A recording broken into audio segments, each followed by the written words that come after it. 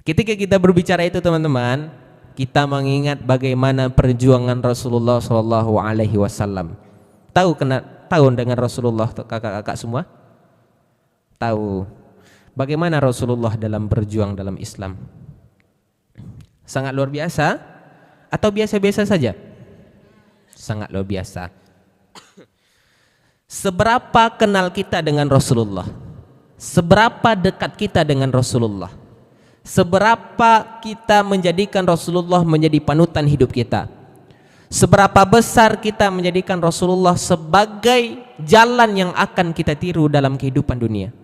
Sebesar apa Rasulullah yang kita jadikan dalam tuntunan hidup dalam kehidupan di atas permukaan bumi ini? Sebesar apa rasa cinta kita kepada Rasulullah? Sebesar apa rasa cinta kita, rasa penasaran kita kepada Rasulullah?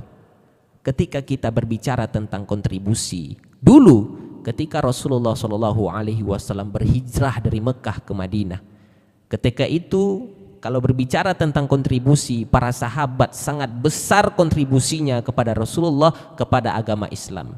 Mungkin kita sekarang berkontribusi hanya sekedar tenaga, hanya sekedar pikiran, hanya sekedar waktu. Tapi di zaman Rasulullah Shallallahu Alaihi Wasallam, para sahabat bukan waktu yang dikorbankannya, bukan harta yang dikorbankannya, bukan hanya tenaga yang dikorbankannya, tapi yang menjadi kontribusinya adalah nyawa taruhannya.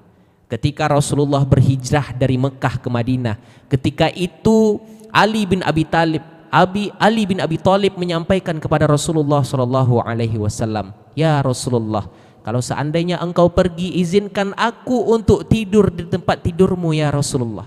Kenapa wahai Ali? Kalau seandainya engkau pergi ya Rasulullah, nanti akan ada orang-orang kafir yang akan mengejarmu, sehingga nanti ketika aku tidur di tempat tidurmu, mudah-mudahan akan mengelabui mata musuh, sehingga ketika yang ditidur itu, ketika dikiranya itu engkau, mudah-mudahan engkau tidak akan dikejarnya ketika berhijrah ke Madinah. Tak lama kemudian ketika Rasulullah sudah pergi, Ali pun tidur di tempat tidurnya Rasulullah Shallallahu Alaihi Wasallam. Ketika Ali tidur, memakai bantal yang dipakai oleh Rasulullah, memakai selimut yang dipakai oleh Rasulullah Shallallahu Alaihi Wasallam, menarik selimutnya sampai ke atas kepalanya, sehingga ketika orang kafir datang, ketika itu orang kafir itu mengira bahwasanya yang tidur itu adalah Rasulullah Shallallahu Alaihi Wasallam. Dalam pikiran kita semua, orang kafir itu ingin menebas kepala Rasulullah Shallallahu Alaihi Wasallam.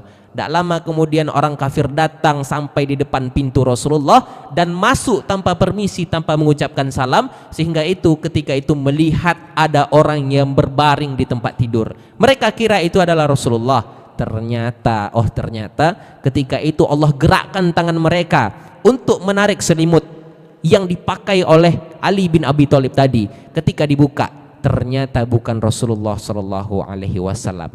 Kalau seandainya selimut tadi tidak ditarik oleh orang kafir, maka Ali ketika itu sudah mati syahid membela Rasulullah Shallallahu Alaihi Wasallam karena akan ditebas kepalanya oleh orang-orang kafir. Bukan hanya sampai di sana, ketika Rasulullah berada di dalam perjalanan, tidak lama kemudian sampai di Gua Thur. Ketika itu Rasulullah bersama Sayyidina Abu Bakar As-Siddiq. Ketika itu Rasulullah Shallallahu Alaihi Wasallam ingin masuk ke dalam gua, teman-teman.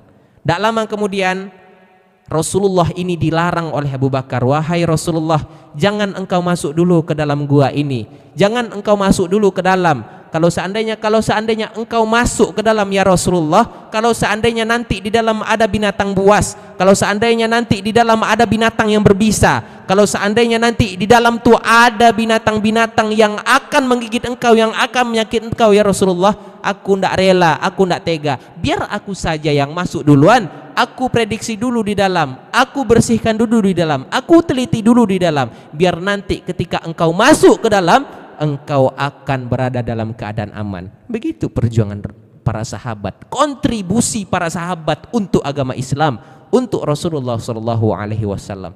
Tak lama kemudian, ketika semuanya sudah dikoordinir oleh Abu Bakar, masuklah Rasulullah Shallallahu Alaihi Wasallam ke dalam. Sesampai di dalam, Tidak lama kemudian bukan hanya para sahabat yang melindungi Rasulullah dari kejaran-kejaran orang-orang kafir, tetapi binatang-binatang pun melindungi Rasulullah Shallallahu Alaihi Wasallam. Siapa yang melindungi Rasulullah? Ketika itu Allah perintahkan seekor laba-laba untuk membuat jaring-jaring yang sangat besar, yang sangat tebal, dan burung dara untuk membuat sarang sehingga mengelabui mata musuh. Sehingga ketika itu Rasulullah berada di dalam gua Sur bersama Abu Bakar As-Siddiq dalam keadaan tenang dan nyaman. Sesampainya di dalam, Rasulullah sudah kelihatan lelah, Rasulullah sudah dalam keadaan letih, Rasulullah sudah dalam keadaan capek. Ketika itu Abu Bakar As-Siddiq meluruskan kakinya. Tak lama kemudian Rasulullah tidur di atas pangkuan Abu Bakar As-Siddiq. Ketika itu Rasulullah Shallallahu Alaihi Wasallam tidur di atas pangkuannya, merasakan kebahagiaan, merasakan keharuan di dalam hati Abu Bakar, melihat wajah Rasulullah dalam dekat, jarak 30 cm dari matanya, melihat wajah Rasulullah begitu indahnya, melihat pakaian Rasulullah begitu indahnya, mencium bau Rasulullah begitu wanginya. Ketika itu Sayyidina Abu Bakar radhiyallahu anhu bersyukur kepada Allah, ya Allah, terima kasih ya Allah, Engkau sudah anugerahkan hamba untuk bisa bersama kekasih Engkau pada saat sekarang ini. Tidak lama kemudian teman-teman, ketika Abu Bakar meluruskan kakinya, ternyata di dalam itu ada satu lubang yang lupa Abu Bakar untuk menutupnya. Ternyata di dalam sebuah riwayat disampaikan, lubang itu ada yang disampaikan lubang kalajengking, tapi di riwayat yang lain ada yang menyampaikan lubang itu adalah lubang ular. Tapi pada hakikatnya binatang yang keluar dari itu adalah binatang yang berbisa. Ketika Abu Bakar meluruskan kakinya, ketika Rasulullah tertidur di paha Abu Bakar, dan tidak lama kemudian kaki Abu Bakar digigit oleh binatang yang berbisa yang mematikan tadi. Tidak lama kemudian, karena Rasulullah tidur di pahanya, karena Rasulullah terbaring di pahanya, Abu Bakar tidak berani bersuara, Abu Bakar tidak berani berteriak, Abu Bakar tidak berani membangunkan Rasulullah. Karena apa? Abu Bakar tahu Rasulullah capek, Abu Bakar tahu Rasulullah lelah, Abu Bakar tahu Rasulullah begitu besar perjuangannya, kontribusinya dalam agama Islam. Sehingga ketika itu apa yang dilakukan oleh Abu Bakar? Yang dilakukan oleh Abu Bakar hanyalah mengeluarkan air mata, menahan rasa sakit yang begitu dahsyatnya. Tak lama kemudian berteteslah, jatuhlah air mata Abu Bakar ke pipi Rasulullah Shallallahu Alaihi Wasallam, sehingga membangunkan Rasulullah Shallallahu Alaihi Wasallam. Ketika Rasulullah terbangun, apa kata Rasulullah Shallallahu Alaihi Wasallam kepada Abu Bakar? Wahai Abu Bakar, apakah engkau tidak ridho kepadaku? Wahai Abu Bakar, apakah engkau tidak sayang kepadaku? Wahai Abu Bakar, apakah engkau tidak sabar membersamaiku? Lalu disampaikanlah oleh Abu Bakar radhiyallahu anhu. Beliau menyampaikan, ya Rasulullah, bukan aku tidak ridho kepadamu ya Rasulullah, bukan aku tidak senang kepadamu ya Rasulullah, bukan aku capek bersamamu ya Rasulullah. Aku tadi ketika engkau berbaring di atas pahaku ya Rasulullah, ketika engkau terlelap dalam tertidur, kakiku ada digigit oleh binatang berbisa yang mematikan ya Rasulullah.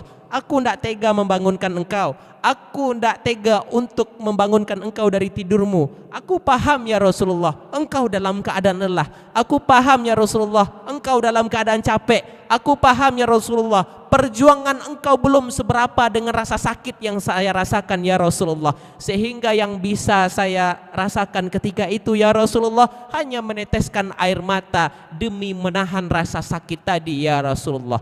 Begitu besar, begitu dahsyat rasa cinta Abu Bakar kepada Rasulullah Sallallahu Alaihi Wasallam. Begitu besar, begitu dahsyat kontribusi Abu Bakar atas Rasulullah Sallallahu Alaihi Wasallam. Begitu besar, begitu dahsyat kontribusi Abu Bakar kepada agama Islam ini.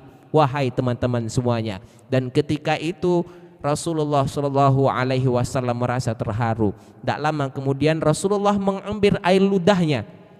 Ketika diambil air ludahnya tadi, lalu dioleskan kepada kaki yang digigit oleh serangga yang berbisa tadi. Tak lama kemudian seketika kaki Abu Bakar radhiyallahu anhu sembuh. akibat wasilah dari air ludah Nabi Muhammad sallallahu alaihi wasallam.